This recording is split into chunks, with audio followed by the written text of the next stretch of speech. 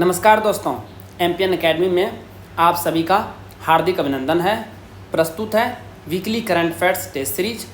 दोस्तों, इस वीडियो में हम लोग 8 से लेकर 15 अप्रैल 2022 तक के समसामयिक घटनाक्रम पर आधारित 30 महत्वपूर्ण मल्टीपल चॉइस क्वेश्चंस को व्याख्या के साथ हल करेंगे। Friends, the English edition of this video along with its PDF with full description in English is available on MPN Academy app. The course name is 68th BPSC Current Affairs Course in English. पहला प्रश्न है, पुरातत्वविदों ने हाल ही में किस राज्य में 65 बड़े बलुआ पत्थर के कलशों यानी मेगालिथ की पहचान की है? सही जवाब है ऑप्शन नंबर बी, असम। इनका इस्तेमाल असम के हसाओ जिले में 4 स्थलों पर अनुष्ठान के लिए किया जाता है। कुछ कलश लंबे एवं बेलनाकार है, जैसा कि आप तस्वीर में देख सकते हैं, जबकि अन्य आंशिक रूप से या पूरी तरह से जमीन में दबे हुए हैं। वर्ष 1929 में असम में पहली बार ब्रिटिश सिविल सेवकों जेम्स फिलिप मिल्स और जॉन हेनरी हटन द्वारा दीमा हसाओ में 6 साइट्स पर कलश को देखा गया। किस राज्य में सीमा पर्यटन के लिए सीमा सुरक्षा को बढ़ाने में सहायता हेतु भारत पाकिस्तान अंतर्राष्ट्रीय सीमा पर व्यू पॉइंट का उद्घाटन किया गया है? सही जवाब है ऑप्शन नंबर बी, गुजरात में। केंद्रीय गृह मंत्री अमित शाह ने गुजरात के बनासकांठा जिले के नडाबेट में व्यू पॉइंट का उद्घाटन किया है। इसे भारत पाकिस्तान सीमा से मात्र 20 से 25 किलोमीटर पहले बनाया गया है। यह सीमा दर्शन परियोजना नागरिकों को सीमा सुरक्षा बल यानी BSF के जवानों से जोड़ेगी तथा इनके प्रति सम्मान का भाव पैदा करेगी। यह गुजरात का पहला बॉर्डर पॉइंट है जहां बॉर्डर की फोटो गैलरी तथा हथियारों समेत टैंकों का प्रदर्शन किया जाएगा। संघ लोक सेवा आयोग यानी UPSC के अध्यक्ष के रूप में किसे नियुक्त किया गया है? सही जवाब है option number A, Manoj Soni. इन्होंने अरविंद सक्सेना की जगह ली है। डॉक्टर मनोज सोनी वर्तमान में संघ लोक सेवा आयोग के सदस्य हैं। UPSC के प्रमुख नियुक्त होने से पूर्व मनोज सोनी ने 6 वर्ष तक doctor Baba Saheb Ambedkar open university के कुलपति के रूप में सेवाएं दी है। अप्रैल 2005 में जब इनकी नियुक्ति 3 साल के लिए बड़ोदरा के महाराजा सयाजी राव यूनिवर्सिटी के वाइस चांसलर के तौर पर हुई थी, तो यह देश के तब तक के सबसे कम उम्र के VC बने थे। उस समय इनकी उम्र मात्र 40 वर्ष थी। ध्यान में रखिएगा कि UPSC के अध्यक्ष और सदस्य 6 वर्ष की अवधि या 65 वर्ष की आयु तक पद धारण करते हैं। पहले लता दीनानाथ मंगेशकर पुरस्कार से किसे सम्मानित किया गया है? सही जवाब है option number C, Narendra Modi. यह पुरस्कार 24 अप्रैल को लता मंगेशकर के पिता मास्टर दीनानाथ मंगेशकर की 80वीं पुण्यतिथि के मौके पर प्रधानमंत्री नरेंद्र मोदी को प्रदान किया गया। इस पुरस्कार को मशहूर गायिका लता मंगेशकर की याद में शुरू किया गया है। लता दीनानाथ मंगेशकर पुरस्कार प्रत्येक वर्ष उस व्यक्ति को दिया जाएगा जिन्होंने राष्ट्र, उसके लोगों और समाज के मार्गदर्शन हेतु शानदार और अनुकरणीय योगदान दिया हो। 2026 राष्ट्रमंडल खेलों की मेजबानी किस देश द्वारा की जाएगी?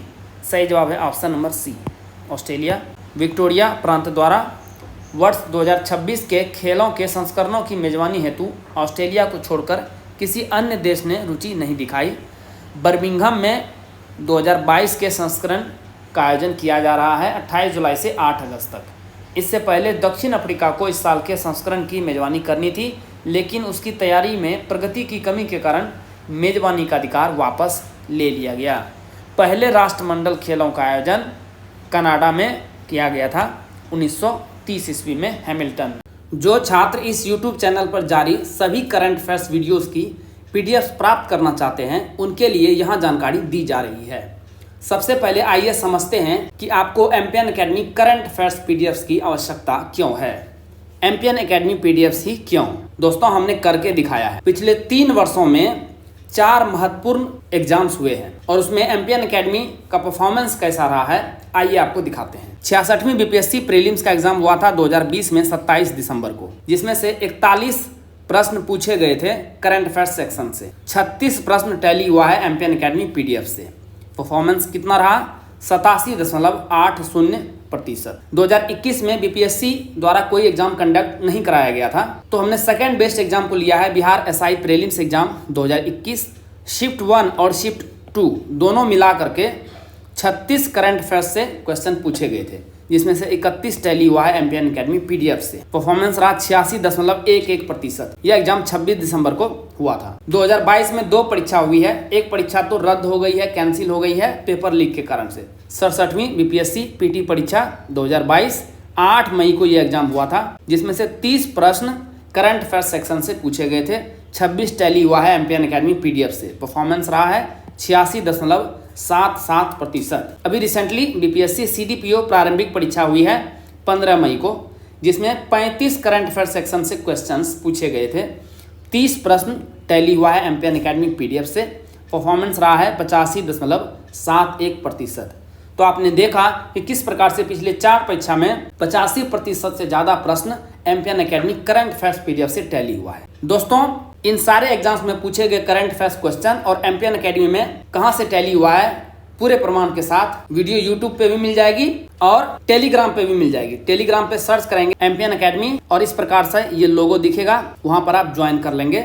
दोस्तों, यदि आप 67वीं बीपीएससी प्रीलिम्स का री एग्जाम देने वाले हैं या 68वीं बीपीएससी प्रीलिम्स का एग्जाम देने वाले हैं तो आपको ये वीडियो जरूर देखनी चाहिए। इससे आपको करंट अफेयर्स सेक्शन में रिसेंट ईयर्स में किस प्रकार के क्वेश्चंस पूछे जाते हैं, पैटर्न का पता चलेगा। साथ ही साथ एमपीएन अकेडमी पीडीएफ को कैसे इस्तेमाल आपको करना है ये भी पता चलेगा। आइए अब चर्चा करते हैं कि इन पीडीएफ कोर्स में किस प्रकार की सामग्री मिलेगी आपको। दोस्तों, 67वीं बीपीएससी और 68वीं बीपीएससी दोनों का कोर्स उपलब्ध है करंट अफेयर्स का। इन करंट अफेयर्स के साल भर के कंटेंट को रिवाइज करने में आपको केवल 18 घंटे का समय लगेगा। कैसे? देखिए, 3 प्रकार के कंटेंट आपको प्रोवाइड किए जाते हैं। साप्ताहिक current affair test series MCQs format में राष्ट्रीय और अंतर्राष्ट्रीय लेवल का। इसमें आपको 50 पीडीएफ मिलेगा साल भर में। 1 महीने में 4 पीडीएफ मिलती है, तो 12 महीने का 48 पीडीएफ हो गया। एक इकोनॉमिक सर्वे और एक बजट, कुल मिला के 50 पीडीएफ। एक पीडीएफ को रिवाइज करने में आपको 6 मिनट का समय लगेगा। तो कुल 5 घंटे में आप इन weekly current affair test series को अच्छे से रिवाइज कर पाएंगे। सेकेंड नंबर पे है मासिक current affairs, monthly current affairs short notes में। ये आपको राष्ट्रीय और अंतर्राष्ट्रीय लेवल का मिलेगा। 12 महीने का 12 पीडीएफ। एक पीडीएफ को रिवाइज करने में लगभग आधा घंटा का समय लगेगा, तो कुल 6 घंटे में आप इसे भी समाप्त कर देंगे। थर्ड नंबर का कंटेंट है वो है Bihar monthly current affairs, Bihar मासिक करंट अफेयर्स। इसमें एमसीक्यूज भी मिलेगी और शॉर्ट नोट्स भी मिलेगी। इसमें 14 पीडीएफ मिलेंगे, 12 महीने के 12 पीडीएफ, एक इकोनॉमिक सर्वे और एक बजट। एक पीडीएफ को रिवाइज करने में लगभग 30 मिनट का समय लगेगा, तो कुल 7 घंटे में इसे भी आप रिवाइज कर लेंगे। तो कुल 18 घंटे में आप 1 साल भर के कंटेंट को रिवाइज कर लेंगे। ध्यान में रखिएगा कि 67वीं बीपीएससी का जो एग्ज़ाम है वो काफ़ी डिले हो गया है। इसे आपको नवंबर 2020 से स्टडी करना है और एग्ज़ाम डेट से जस्ट 1 महीने पहले तक। तो लगभग 1.5 साल का कंटेंट आपको स्टडी करना है इसमें। तो लगभग आपको 25 घंटे का समय लगेगा, एक बार आप रिवाइज कर पाएंगे। यदि एग्जाम से पहले 5 से 6 बार आप रिवाइज कर लेंगे तो आपका परफॉर्मेंस आश्चर्यजनक तरीके से बढ़ जाएगा। 68वीं बीपीएससी के लिए कंटेंट जनवरी 2022 से दिया जा रहा है। दोस्तों, आपको ये पीडीएफ मिलेगा कैसे? आपको एमपीएन अकेडमी ऐप डाउनलोड करना है, जो कि गूगल प्ले स्टोर पर अवेलेबल है। आप एमपीएन अकेडमी सर्च कीजिए, वहां पर आपको ये लोगो दिख जाएगा। ऐप को इंस्टॉल करने के बाद सबसे नीचे देखेंगे तो स्टोर सेक्शन मिलेगा आपको ऐप पर, वहां पर क्लिक कीजिए और 67वीं या 68वीं बीपीएससी करंट अफेयर्स का कोर्स सेलेक्ट कीजिए। जैसे उसे सेलेक्ट करेंगे तो वहां पर आपको पेमेंट का लिंक मिल जाएगा। बहुत ही रिजनेबल प्राइस पर ये सारे पीडीएफ आपको मिल जाएंगे। शुल्क का भुगतान करें और सभी पीडीएफ आपको कंटेंट सेक्शन में वहां पर उपलब्ध हो जाएगा। किस देश ने बेहद खतरनाक और सस्ते नए laser missile defence system Iron Beam का सफलतापूर्वक परीक्षण किया है? सही जवाब है option number D, Israel. Israel निर्मित लेजर प्रणाली आयरन बीम ने मोटार, रॉकेट और टैंक रोधी मिसाइलों को इंटरसेप्ट किया है। इसे अधिक महंगे रॉकेट अवरोधन सहित हवाई रक्षा प्रणालियों की एक श्रृंखला के पूरक के रूप में डिजाइन किया गया है। आयरन बीम के जो इंटरसेप्शन होते हैं वो अदृश्य होते हैं, आंखों से दिखाई नहीं पड़ते हैं। किस देश के शोधकर्ताओं ने HD-1 नामक एक नई आकाशगंगा की खोज की है, जिसे अब तक का सबसे दूर स्थित खगोलीय निकाय माना जा रहा है? सही जवाब है ऑप्शन नंबर सी, जापान। HD-1 लगभग 33.4 बिलियन प्रकाश वर्ष दूर स्थित है, जो कि अब तक देखे गए पिछले सबसे दूर के निकाय GNZ-11 नामक एक आकाशगंगा से 1 अरब प्रकाश वर्ष दूर है। यह आकाशगंगा पराबैंगनी तरंग दैर्घ्य के कारण असाधारण रूप से चमक रही है, जिसका अर्थ है कि जो कुछ भी इसका प्रकाश उत्पन्न कर रहा है यह शायद अत्यंत गर्म है। शोधकर्ताओं का मानना है कि HD1, देखिए इसको जूम करके दिखाया गया है, अब अस्तित्व में नहीं है, यह समाप्त हो चुका है। लेकिन यह पृथ्वी से इतना ज़्यादा दूर है, इसका प्रकाश अभी भी जब चलना शुरू किया था तो पृथ्वी तक नहीं पहुंचा है। यूक्रेन ने नेपच्यून एंटी शिप क्रूज मिसाइलों से हमला कर कहां पर तैनात रूसी बेड़े के प्रमुख पोत मोस्कवा को क्षतिग्रस्त कर दिया है। सही जवाब है ऑप्शन नंबर सी, काला सागर, ब्लैक सी। नेपच्यून एक तटीय जहाज रोधी क्रूज मिसाइल है जो 300 किलोमीटर की सीमा में नौसैनिक जहाज़ों को नष्ट करने में सक्षम है। 6 साल तक परीक्षण और विकास के चरणों से गुजरने के बाद मार्च 2021 में मिसाइल प्रणाली को यूक्रेनी रक्षा बलों में शामिल किया गया था। मोस्कोवा को मूल रूप से वर्ष 1983 में स्लाव के रूप में कमीशन किया गया था। यह मॉस्को शहर के नाम पर रूसी नौसेना का एक निर्देशित मिसाइल क्रूजर है। हाल ही में चर्चा में रही टूर ऑफ ड्यूटी TOD योजना का संबंध निम्न में से किससे है। सही जवाब है ऑप्शन नंबर सी, भारतीय सेना में भर्ती। इस योजना को दिवंगत chief of defence staff general Bipin Rawat द्वारा आगे बढ़ाया जा रहा था। सैन्य मामलों का विभाग इस योजना को अंतिम रूप देने की ओर अग्रसर है। इस योजना के तहत युवाओं को केवल 4 साल के लिए सैनिकों के रूप में भर्ती किया जाएगा, जिन्हें अग्निवीर कहा जाएगा। यह सैन्य आधुनिकीकरण पर प्रतिकूल प्रभाव डालने वाले बढ़ते वेतन और पेंशन बिलों को रोकने की तत्काल आवश्यकता की पृष्ठभूमि में किया जा रहा है। भारत द्वारा किस राज्य में anti tank guided missile ATGM Helina का सफलतापूर्वक परीक्षण किया गया है। सही जवाब है option number B, Rajasthan, Pokhran में। हेलिना को रक्षा अनुसंधान एवं विकास प्रयोगशाला DRDL हैदराबाद द्वारा DRDO के मिसाइल और सामरिक प्रणाली क्लस्टर के तहत विकसित किया गया है। 2018 से मिसाइल का सफलतापूर्वक परीक्षण किया गया है। इसकी अधिकतम सीमा 7 किलोमीटर है, इसे ध्यान में रखिएगा। और इसे एडवांस्ड लाइट हेलीकॉप्टर ALH के हथियार युक्त संस्करण के एकीकरण हेतु डिजाइन और विकसित किया गया है। हेलिना डायरेक्ट हिट मोड के साथ साथ टॉप अटैक मोड दोनों को लक्ष्य बना सकती है। भारत ने मिसाइल प्रणाली solid fuel detect ramjet booster का सफलतापूर्वक परीक्षण किस राज्य में किया है। सही जवाब है ऑप्शन नंबर ए, उड़ीसा। रक्षा अनुसंधान एवं विकास संगठन DRDO द्वारा 8 अप्रैल को उड़ीसा तट पर चांदीपुर के एकीकृत परीक्षण रेंज ATR में SFDR बूस्टर तकनीक का सफल परीक्षण किया गया। यह भारत और रूस द्वारा संयुक्त रूप से विकसित एक मिसाइल प्रणोदन तकनीक है।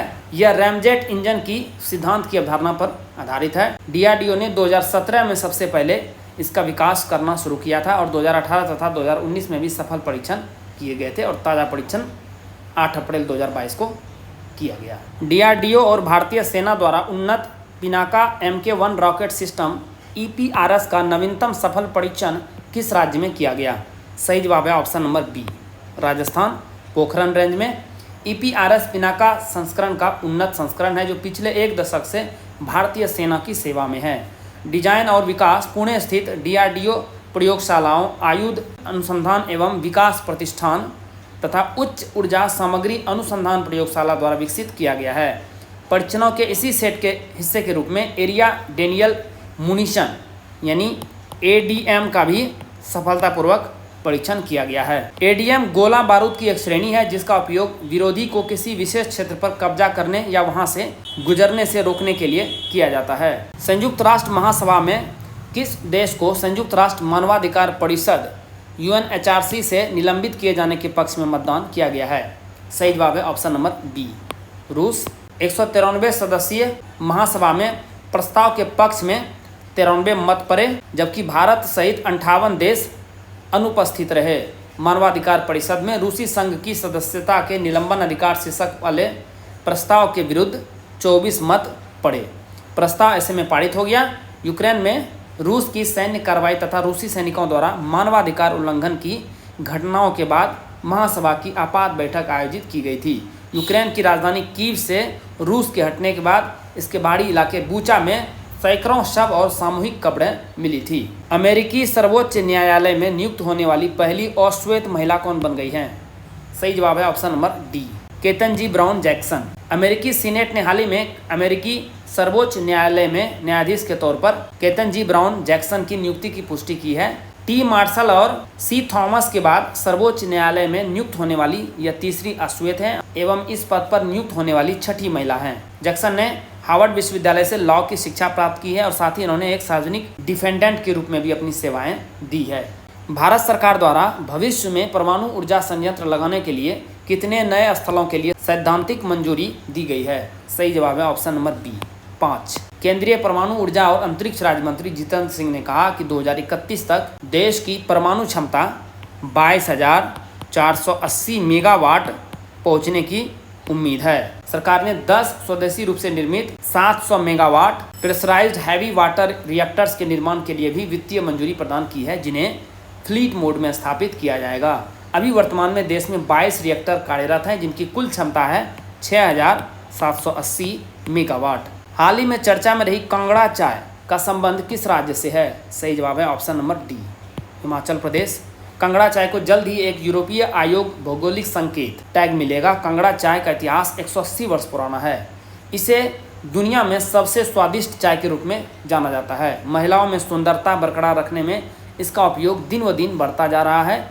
उच्च रक्तचाप यानी हाई ब्लड प्रेशर सहित कई असाध्य बीमारियों में भी चाय का इस्तेमाल बेहतर माना जा रहा है। कांगड़ा चाय को साल 2005 में भारतीय जीआई टैग से सम्मानित किया गया था। साल 1999 से हिमाचल प्रदेश के कांगड़ा क्षेत्र में चाय की खेती और विकास में लगातार सुधार हुआ है। दलाई लामा की केंद्रीय तिब्बती राहत समिति CTRS को वित्तीय सहायता अनुदान प्रदान करने की योजना का विस्तार केंद्र सरकार ने कब तक के लिए कर दिया है? सही जवाब है ऑप्शन नंबर बी 31 मार्च 2026 तक के लिए। सेंट्रल तिब्बतन रिलीफ कमेटी यानी CTRS को 40 करोड़ रुपये के सहायता अनुदान प्रदान करने की योजना का विस्तार कर वित्तीय वर्ष 2025-26 तक 5 वर्षों के लिए बढ़ा दिया गया है। यह योजना देश के 12 राज्यों और केंद्र शासित प्रदेशों में फैली तिब्बती बस्तियों में रहने वाले तिब्बती शरणार्थियों के लिए प्रशासनिक खर्चों और सामाजिक कल्याण को पूरा करने हेतु CTRS को 8 करोड़ रुपये वार्षिक अनुदान प्रदान करती है। तो 5 साल में 40 करोड़ रुपये का अनुदान मिलेगा। IPL में सबसे तेज 100 छक्के लगाने वाले भारतीय बल्लेबाज कौन बन गए हैं? सही जवाब है option number B Hardik Pandya. Gujarat Titans के कप्तान हार्दिक पांड्या ने सनराइजर्स के खिलाफ मैच में 42 गेंदों पर अपनी नाबाद 50 रन की पारी के दौरान इकलौता छक्का लगाते हुए यह कीर्तिमान हासिल किया। हार्दिक पांड्या 1046 गेंद खेलकर 100 छक्के के आंकड़े तक पहुंचे हैं। हार्दिक ने दिल्ली टीम के मौजूदा कप्तान ऋषभ पंत का रिकॉर्ड तोड़ा है। वैसे IPL के इतिहास में देखेंगे तो सबसे तेज छक्के लगाने का रिकॉर्ड क्रिकेटर आंद्रे रसल ने बनाया है, जिन्होंने मात्र 657 गेंदों में यह उपलब्धि हासिल की है। लेकिन भारत की तरफ से सबसे तेज हार्दिक पांड्या। भारत की तरफ से T20 क्रिकेट में 1000 चौके लगाने वाले पहले बल्लेबाज कौन बन गए हैं? सही जवाब है ऑप्शन नंबर सी शिखर धवन। IPL 2020 के 15वें लीग मैच में पंजाब टीम के ओपनर बल्लेबाज शिखर धवन ने गुजरात टीम के खिलाफ 30 गेंदों पर 4 चौकों की मदद से 35 रन की पारी खेली। इन 4 चौकों की मदद से धवन ने भारतीय क्रिकेट इतिहास में कमाल का रिकॉर्ड अपने नाम पर दर्ज किया है। यह 100 चौके पूरे करने वाले पहले भारतीय खिलाड़ी बने हैं। वैसे ओवरऑल देखेंगे वर्ल्ड ओवर में तो ये 5वें नंबर पर हैं। इनसे पहले 4 खिलाड़ी Chris Gayle, Alex Hales, David Warner और एरॉन फ्लिंच यह कारनामा कर चुके हैं। आर्थिक संकट का सामना कर रहे किस देश ने विदेशी कर्ज चुकाने में असमर्थता जताते हुए अपने आप को डिफॉल्टर घोषित कर दिया है? सही जवाब है ऑप्शन नंबर ए श्रीलंका। चीन समेत कई देशों के कर्ज के जाल में फंसे द्वीपीय श्रीलंका ने 12 अप्रैल को एक बड़ी घोषणा करते हुए कहा कि वह अंतर्राष्ट्रीय मुद्रा कोष यानी IMF से फंड को लेकर कोई निष्कर्ष निकलने से पहले 51 अरब डॉलर, जो कि रुपये में आप कन्वर्ट करेंगे तो 3,88,000 करोड़ रुपए के विदेशी कर्ज को चुकाने में असमर्थ हैं। पहले श्रीलंका को इस कर्ज पर IMF से बेल आउट पैकेज की उम्मीद थी, लेकिन अब तक इनको मंजूरी न मिलने की वजह से देश के वित्त मंत्री ने कहा कि वे इस कर्ज को भुगतान नहीं कर पाएंगे। हाल ही में चर्चा में रही नानार तेल रिफाइनरी परियोजना का संबंध किस राज्य से है? सही जवाब है ऑप्शन नंबर सी महाराष्ट्र। इस परियोजना को 2014 में केंद्र और महाराष्ट्र सरकार द्वारा प्रस्तुत किया गया था तथा इसका उद्देश्य पिछड़े हुए कोंकण क्षेत्र में विकास करना था। 2019 के विधानसभा और लोकसभा चुनाव से पहले इस परियोजना को बंद कर दिया गया था। अभी न्यूज में क्यों है? महाराष्ट्र सरकार परियोजना को रोकने के अपने निर्णय पर पुनर्विचार कर रही है। इसे Indian oil, Bharat petroleum, Hindustan petroleum और सऊदी अरब के स्वामित्व वाली अरामको तथा संयुक्त अरब अमीरात की नेशनल ऑयल कंपनी के बीच एक संयुक्त उद्यम माना जाता था। किस देश के राष्ट्रपति अलेक्जेंडर वुसिच ने हालिया आम चुनाव में शानदार जीत हासिल की है? सही जवाब है ऑप्शन नंबर ए, सर्बिया। चलिए सबसे पहले मैप को देखते हैं। देखिए सर्बिया एक लैंड लॉक कंट्री है। इसके चारों तरफ कौन कौन से देश हैं? Hungary, Romania, Bulgaria, Macedonia, Albania, Montenegro और बोस्निया और क्रोएशिया भी साथ में लगा हुआ। मैप को साथ साथ में लेकर चलिए। सर्बिया के क्रेमलिन यानी रूस समर्थक राष्ट्रपति अलेक्जेंडर वुसिच ने 2022 के आम चुनाव में सर्बियाई प्रगतिशील पार्टी के राष्ट्रपति पद के उम्मीदवार के रूप में भाग लिया। इन्होंने पहले दौर में 58% लोकप्रिय वोट जीते और सर्बिया के राष्ट्रपति के रूप में अपना दूसरा जनादेश हासिल किया। सर्बिया अपनी ऊर्जा के लिए पूरी तरह से रूसी गैस पर निर्भर है और शायद यही वजह है कि ये रूस के समर्थक हैं। भारत द्वारा वर्ष 2023 में आयोजित होने वाले G20 शिखर सम्मेलन के लिए किसे मुख्य समन्वयक नियुक्त किया गया है? सही जवाब है option number B, Harshvardhan Shringla. वर्ष 2023 में भारत में होने वाला G20 शिखर सम्मेलन देश का अब तक का सबसे बड़ा बहुपक्षीय आयोजन होगा। हर्षवर्धन श्रृंगला भारतीय विदेश सेवा के अधिकारी हैं और ये भारत के 33वें विदेश सचिव भी रहे हैं। यह वर्ष 1984 में विदेश सेवा में शामिल हुए तथा इन्होंने थाईलैंड और अमेरिका में भारत के राजदूत और बांग्लादेश में उच्चायुक्त के रूप में भी कार्य किया है। जल मार्ग कॉन्क्लेव यानी वाटर वेज कॉन्क्लेव 2022 का आयोजन कहां पर किया गया?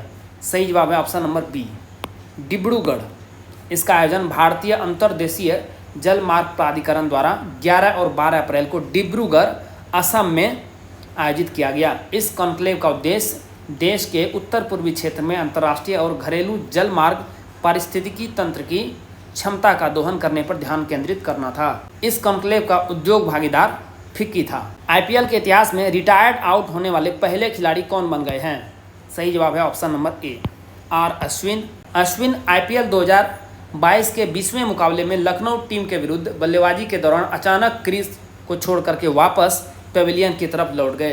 राजस्थान ने उन्हें इस मुकाबले में पारी के 10वें ओवर में 6ठे नंबर पर बल्लेबाजी के लिए उतारा था। बल्लेबाज को रिटायर्ड आउट तब माना जाता है जब वे अंपायर और विपक्षी टीम के कप्तान को बिना बताए तथा बिना उनकी रजामंदी के पेविलियन वापस लौट जाता है। अंतर्राष्ट्रीय क्रिकेट परिषद यानी आईसीसी के नियम 25.4 में बल्लेबाज को रिटायर होने को लेकर नियम कानून बताए गए हैं।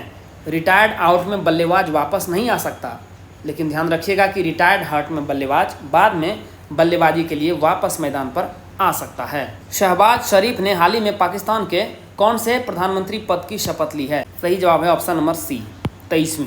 इन्होंने संसद में 174 वोट पाकर इमरान खान की पार्टी के उम्मीदवार शाह महमूद कुरैशी को मात दी। संसद में वोटिंग से पहले ही इमरान खान की पार्टी पाकिस्तान तहरीक-ए-इंसाफ के सभी सांसदों ने इस्तीफे का घोषणा करते हुए सदन का बायकॉट किया। साल 2018 में हुए आम चुनाव में इमरान खान की पाकिस्तान तहरीक-ए-इंसाफ यानी पीटीआई ने सबसे ज़्यादा 149 सीटें जीती थी। शहबाज शरीफ की पाकिस्तान मुस्लिम लीग को 82 तथा बिलावल भुट्टो की पीपीपी को 54 सीटें मिली थी। पाकिस्तान के संसद में टोटल सीटों की संख्या है 342 और बहुमत का आंकड़ा कितना है? 172 का।